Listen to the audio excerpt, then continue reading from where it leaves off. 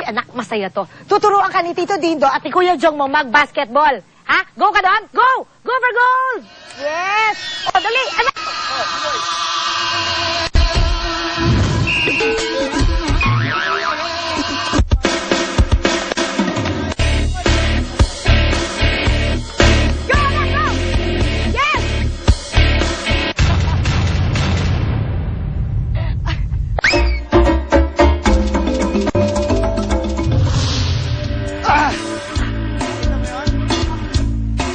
Yun.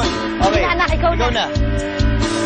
Pwesto mo yung puwet mo, ayusin mo. Yan, yan. Okay? Ready ka, ha? Madali lang yan, sige. Makamit mo, sige. Okay ka, Jiboy, ha? Ayan! Okay.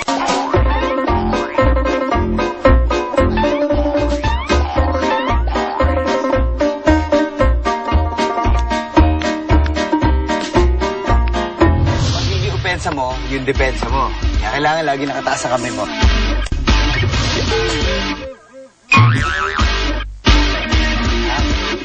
Okay, sige. Anak, makinig ka. Sige. Sige.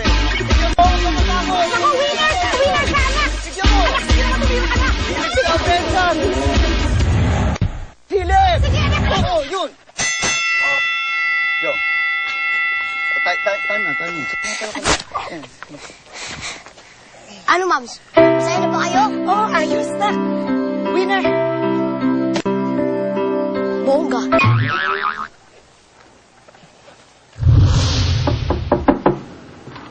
Ako.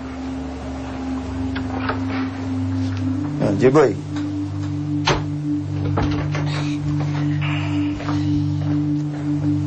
Ano lang ako, konting... Tatanong lang ako sa'yo. Galit ka ba sa mami mo? Kasi naman siya. Huwag siya maintindihan eh. Pinipilit na gawin yung mga bagay na ayoko namang gawin. Di naman po siya dating ganun eh. Para sa akin lang, ha?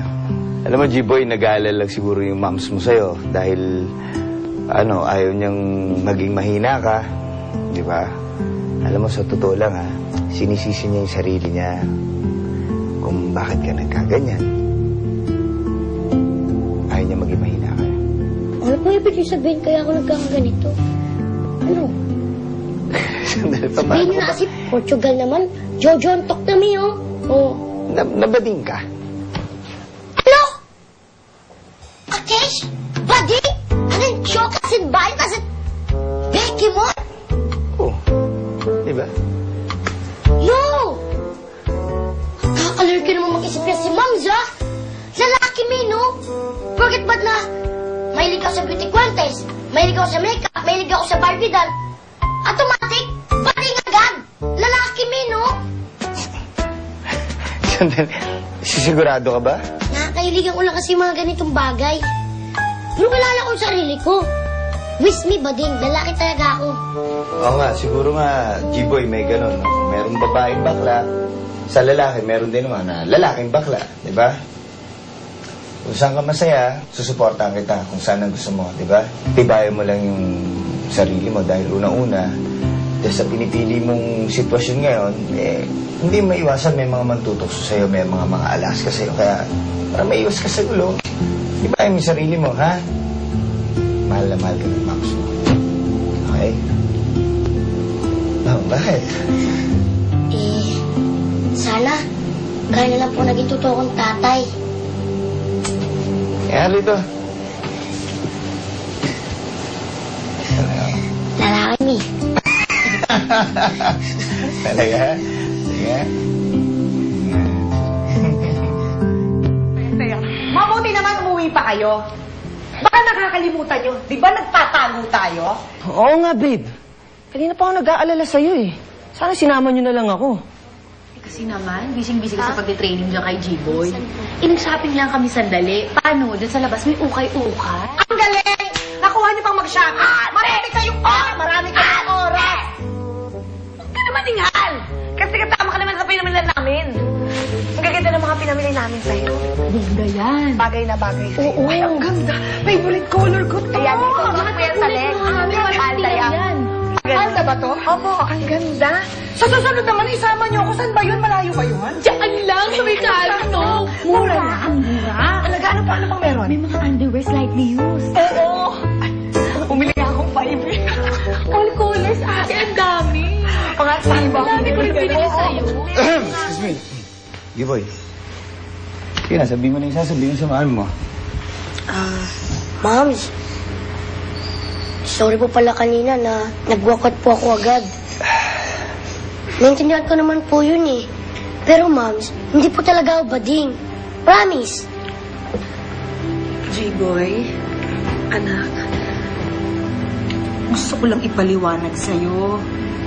Kahit ano ka pa, tatanggapin kita kasi anak kita eh. Mahal kita. Naiintindihan mo? Opo. Kayo rin po. Ganun rin po nararamdaman ko. Mahal na mahal ko po kayo. Kahit gaano pa po kayo kabaliw. Tanggap ko po kayo. Baliw agad, anak. Joke lang. Kung ano man ang maging kasalanan ni Mom sa'yo, sana lagi mo akong mapapatawad, ha? Siyempre naman, Moms. Moms ko kayo eh. I love you, J-Boy. Hay nako. Kung hindi ko lang kailangan ipamukha sa mga taong yon kung sino tayo sa lugar na ito, I will not waste my time preparing for this party. Relax, sweetie. We have to do what we have to do. My, you look so stunning tonight, darling. And those pearl necklaces, they're the perfect accent to your teak dress, which matches your ruby belt. Really, honey? Yes. Oh, but the nail art, it's a bit too much.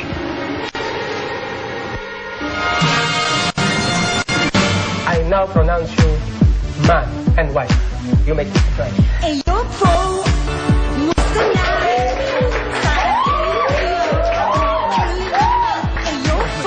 Pag ako ang nanalo sa susunod na Home Owner Elections, I swear, lahat na nagpapanggap na sosyal, lahat ng walang ganda, bawal sa subdivision na ito. Akala mo kung sino siyang maganda. Get lost and never come back! Lumayas ka at huwag ka nang babalik! Talagang mahal ka niya, dapat ipinakilala ka niya bilang isang doktor, ininyero, arkitekto. Sino ba nagtuturo sa'yo ng table manners? Wala nga kayong table eh. Nangangawit na kami kakatayo dito. Of course, nakikilala niyo ang asawa ko dahil siya ang presidential spokesperson.